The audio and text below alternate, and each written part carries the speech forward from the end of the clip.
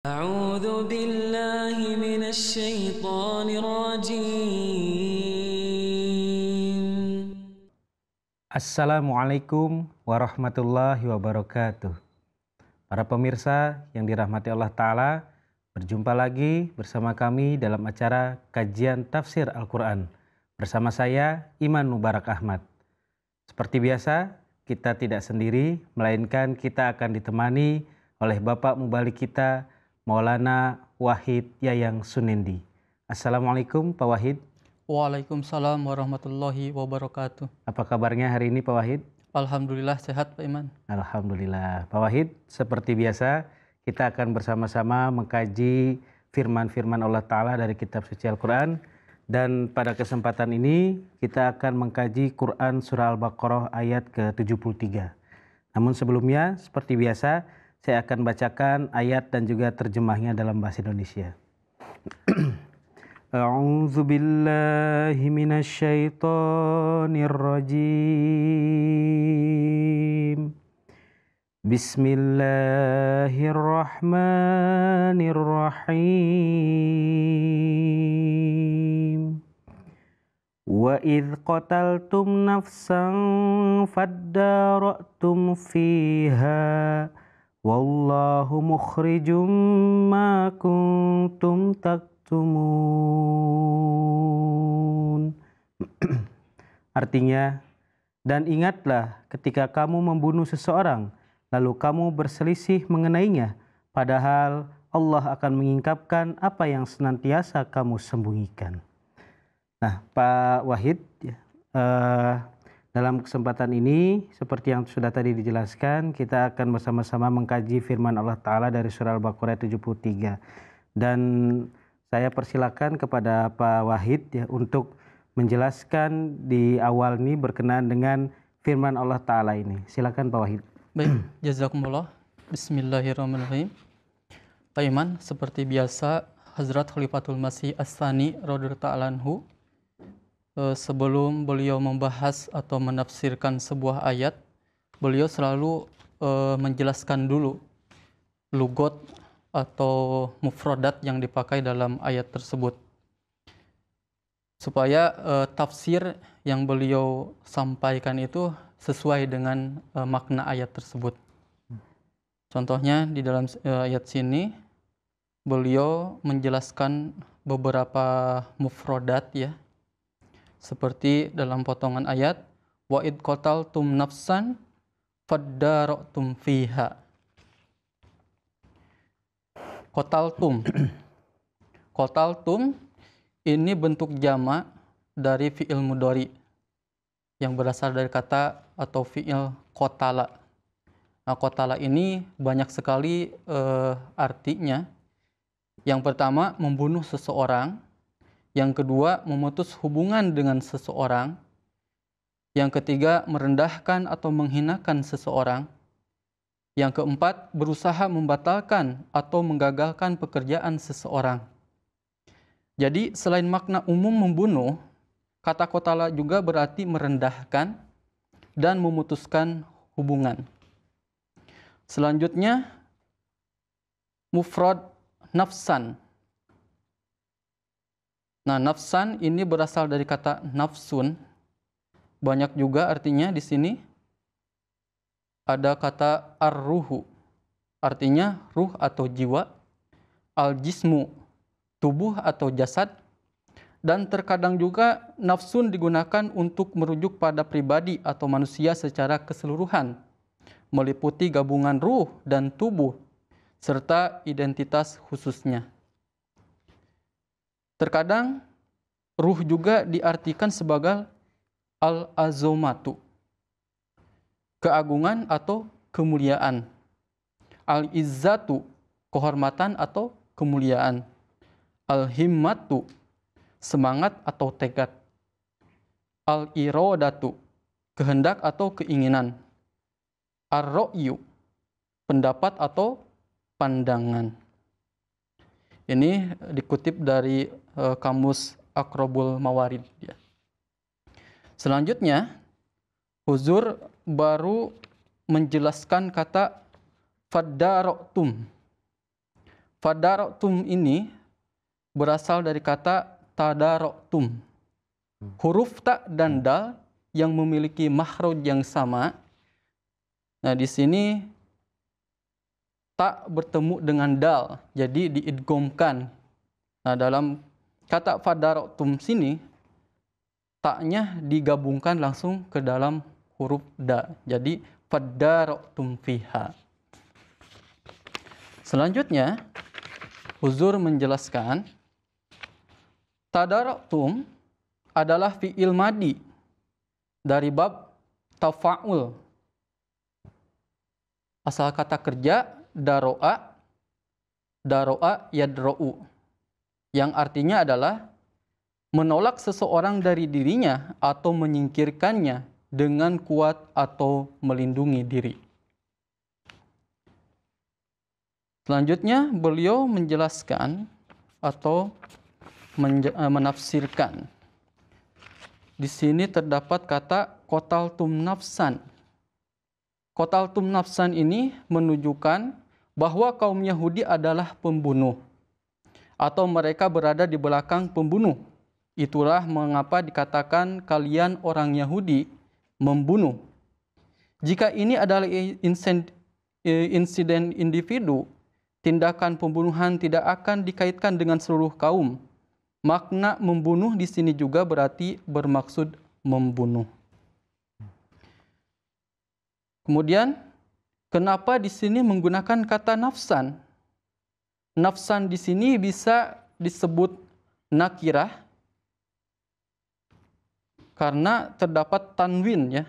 Nafsan berarti seseorang yang tidak dikenal atau seseorang yang agung. Karena tanwin dalam bahasa Arab juga digunakan untuk menakirkan atau juga mentakzimkan atau mengagungkan, artinya bisa berarti seseorang atau sesuatu yang sangat tidak dikenal sehingga namanya tidak diketahui. Atau sangat tidak berarti sehingga kita tidak perlu menyebutkan namanya. Atau bisa juga berarti bahwa orang atau benda yang diberi tanwin itu sangat penting atau agung. Dan hal yang dibicarakan itu sangat penting sehingga pikiran seseorang dapat langsung tertuju ke sana. Sehingga tidak perlu lagi menggunakan ma'rifah. Jadi ada istilah nakirah dan ma'rifah. Kalau ma'rifah ini kata benda ya yang disebut dengan objeknya itu sudah diketahui itu barangnya itu. Nah, di sini disebutkan nakirah ya. Nakirah di sini tidak diketahui. Nafsan di sini bisa juga diartikan sebagai seseorang yang agung. Nah, tadi Huzur menjelaskan di awal bahwa di sini qataltum nafsan ini adalah menunjukkan bahwa kaum Yahudi itu adalah pembunuh atau mereka ini mendukung membunuh atau mendukung pembunuhan. Jadi tidak menjelaskan kepada kejahatan individu. Di sini menjelaskan kepada kejahatan komunitas ya, kaum ya. Kemudian di sini Huzur menjelaskan 3 kata id qataltum nafsan. Berdasarkan penjelasan di atas, makna ayat ini adalah, wahai kaum Yahudi, ingatlah ketika kalian sebagai suatu kelompok yang membunuh seorang manusia yang agung atau bermaksud membunuhnya. Yang pertama. Yang kedua, kaum Yahudi itu menjadi pendukung atau pendorong atau penghasut seseorang untuk membunuh atau bermaksud membunuh seseorang yang agung. Yang ketiga, wahai Bani Israel, ketika kalian membunuh atau bermaksud membunuh yang tidak dikenal atau seseorang yang tidak dikenal, yang tidak perlu disebutkan namanya, lalu kalian berselisih tentang hal itu. Fadaroktum fiha, berselisih tentang hal itu. Jadi di antara mereka itu bisa saja mengatakan, kalian mengatakan bahwa kalian tidak membunuh, atau kalian mengatakan bahwa kalian tidak menyuruh membunuh, atau kalian mengatakan bahwa kalian tidak berusaha membunuh, atau kalian mengatakan bahwa kalian tidak berusaha membunuh, atau kalian mengatakan bahwa kalian tidak berusaha menyuruh membunuh. Atau kalian mengatakan bahwa kalian tidak tahu apakah orang tersebut terbunuh atau tidak. Itu maksud dari faddara'tum fiha.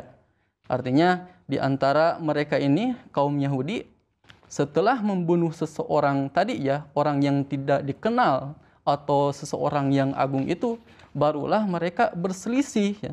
Mungkin kamu yang membunuhnya, atau mungkin kamu yang berusaha membunuhnya, atau mungkin kalian yang berusaha mendukung untuk membunuh orang tersebut atau orang agung tersebut.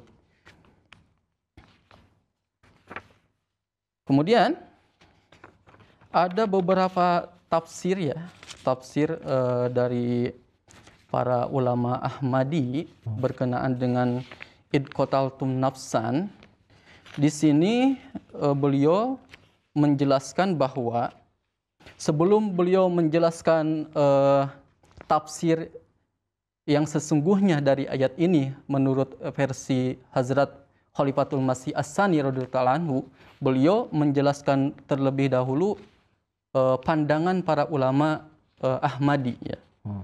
Saya sedikit sampaikan sebentar ya berkenaan dengan pandangan ulama atau mufassirin yang dahulu, di mana mereka ini berpendapat bahwa pembunuhan sapi yang sebelumnya di ayat 72 sempat disinggung ya, pembunuhan sapi itu, ini ada kaitannya dengan ayat ini, di mana untuk mengetahui pembunuhan seseorang itu, seseorang harus membunuh sapi ya, kaum itu harus membunuh sapi kemudian dipukulkan kepada salah satu bagian tubuh yang terbunuh itu, gitu kan. Nah, di sini para ulama Ahmadi berpendapat bahwa id qataltum di sini tidak memiliki hubungan dengan ayat yang sebelumnya, gitu kan. Menurut mereka, nafsan di sini merujuk kepada Nabi Isa alaihissalam. Kemudian qataltum ini berarti upaya pembunuhan atau makna yang menyerupai pembunuhan. Nah, menurut tafsir para ulama Ahmadi, makna ayat ini adalah, wahai Bani Israel, ingatlah ketika kalian berusaha membunuh jiwa yang agung, yakni Nabi Isa alaihi salam, atau memperlakukan beliau sedemikian rupa sehingga beliau menjadi seperti orang yang terbunuh, yaitu kalian berusaha membunuh beliau dengan menyalibnya. Nah, para ulama Ahmadi ini berpendapat bahwa kalimat yang selanjutnya ya, faddara'tum fiha, berkenaan dengan mereka ini berselisih ya, berkenaan dengan pembunuhan tersebut. Jadi ada kata domir ya, ada domir ha di sini dalam kata fiha merujuk kepada jiwa, yakni nafsan tadi. Jadi secara makna merujuk kepada Nabi Isa alaihi salam. Dan bisa juga bermaksud kepada peristiwa pembunuhan tersebut. Sehingga mereka ini berselisih tentang jiwa itu atau tentang peristiwa kejadian pembunuhan itu. Jadi ada dua ya, bisa merujuk kepada nafsan itu ya, yang artinya Nabi Isa itu alaihissalam, Nabi Isa itu sendiri. Kemudian yang kedua bisa merujuk kepada peristiwa pembunuhan itu sendiri. Kemudian yang kedua, jika perselisihan diambil dalam kaitannya dengan peristiwa, maka maksudnya adalah bahwa sebagian orang mengira bahwa Isa alaihissalam mati di tiang salib, dan sebagian lain mengira bahwa Isa tidak mati di tiang salib. Artinya ada perselisihan di antara mereka. Ada yang menganggap bahwa Nabi Isa alaihissalam telah mati di tiang salib, dan ada yang menganggap bahwa Nabi Isa ini tidak mati di tiang salib. Itulah faddara'tum fiha. Kemudian yang terakhir, dan jika kata ganti dikembalikan kepada jiwa, domir tadi ya, ha ini dibalikan kepada jiwa, yakni Nabi Isa alaihissalam, maka maknanya adalah bahwa kalian berselisih tentang Isa, yaitu sebagian mereka mengira bahwa jenazah Isa dicuri, padahal ia telah mati. Dan sebagian lain menyatakan bahwa Isa alaihissalam diturunkan hidup-hidup dari salib dan melarikan diri dari kuburan. Nah, inilah makna id qataltum nafsan dan faddara'tum fiha menurut pandangan dari Hazrat Khalifatul Masih As-Sani dan beberapa ulama Ahmadiyah. Mungkin ada pandangan lain dari tafsir yang lain, Pak Iman? Ya, Masya Allah ya. Kalau kita tadi menyimak bersama bagaimana keluasan ilmu dari khalifah kita ya Pak Wahid ya. Padahal kalau kita perhatikan tadi itu belum masuk ke tafsir ya. Baru membahas berkenaan dengan lugat atau mufradat dari ayat yang sedang kita bahas. Dan dalam kesempatan ini saya akan bacakan sekilas dari tafsir Jalalain ya. Di mana di dalam tafsir Jalalain di sini ditulis bahwa dan ketika kamu membunuh seorang manusia lalu kamu menuduh tentang hal itu, asalnya fatadarotum lalu tak diidghamkan ke dal yang berarti bertengkar dan saling menuduh. Nah ini hampir sama dengan apa yang dijelaskan oleh khalifah kita tadi ya, bahwa fatadarotum itu taknya itu diidghamkan ke dal ya. Kemudian sedangkan Allah Ta'ala mengingkapkan atau memperlihatkan apa yang kamu sembunyikan tentang persoalan tersebut. Kalimat ini adalah suatu interupsi dan merupakan awal kisah. Nah, selanjutnya di sini saya akan bacakan sekilas dari tafsir Ibnu Katsir, karya Imam Ibnu Katsir. Di dalamnya Imam Ibnu Katsir mengutip berkenaan dengan pendapat beberapa ulama ya, terutama ulama ahli hadis. Yang pertama adalah dari Imam Bukhari dan juga dari Imam Mujahid yang mengatakan bahwa iddarotum fiha artinya kalian berselisih pendapat mengenai pembunuhnya. Nah ini juga hampir sama dengan apa yang dijelaskan oleh khalifah kita tadi. Terutama yang menarik adalah yang mungkin nanti akan kita bahas lebih lanjut ya, bagaimana pandangan dari khalifah kita ataupun ulama-ulama dari Jemaat Muslim Ahmadiyah di sini juga membahas berkenaan dengan penyaliban dari Nabi Isa alaihissalam ya. Insya Allah dalam kesempatan mendatang kita akan membahas lebih rinci berkenaan dengan ini. Kemudian Imam Ibnu Katsir menulis bahwa kalian bertengkar mengenai siapa pembunuhnya dan juga kalianlah yang membunuhnya, yakni saling tuduh menuduh. Di sini Imam Mujahid juga mengatakan bahwa ma kuntum taktumun, ini kalimat yang selanjutnya, artinya yang selama ini tidak kalian ketahui. Nah ini jadi di dalam tafsir Jalalain ataupun tafsir Ibnu Katsir ya, ada kemiripan ya dengan apa yang dibahas oleh khalifah kita berkenaan dengan ayat yang sedang kita bahas ini. Nah, namun Pak Wahid ya, dikarenakan waktunya membatasi kita ya, sehingga kita insya Allah di kesempatan mendatang akan membahas lebih rinci berkenaan dengan surah Al-Baqarah 73 ini ya, terutama dengan apa yang dibahas oleh khalifah kita tadi ya, bahwa ayat ini juga menyinggung berkenaan dengan penyaliban Nabi Isa alaihissalam yang selama ini kita ketahui ya, banyak terjadi perselisihan pendapat ataupun kontroversi, baik itu di kalangan muslim sendiri ataupun di kalangan umat agama lain. Nah ini akan menjadi sesuatu yang menarik Pak Wahid ya dari ayat yang sedang kita bahas. Nah mungkin itu saja Pak Wahid, jazakumullah ahsanal jazaa atas penjelasannya. Mudah-mudahan di kesempatan mendatang kita akan membahas lebih detail lagi berkenaan dengan ayat ini. Jazakumullah Pak Wahid, terima kasih banyak. Baik, para pemirsa yang dirahmati Allah Ta'ala, demikianlah kajian kita dalam kesempatan ini. Mudah-mudahan di kesempatan mendatang kita akan membahas lebih rinci lagi, lebih detail lagi, sehingga kita akan menambah wawasan kita, kecintaan kita kepada firman-firman Allah Ta'ala di dalam kitab suci Al-Quran ini. Demikian yang dapat kami sampaikan dalam kesempatan ini. Jazakumullah ahsanal jazaa. Wa akhiru ananil hamdulillahirabbil alamin. Wassalamualaikum warahmatullahi wabarakatuh. Alhamdulillah.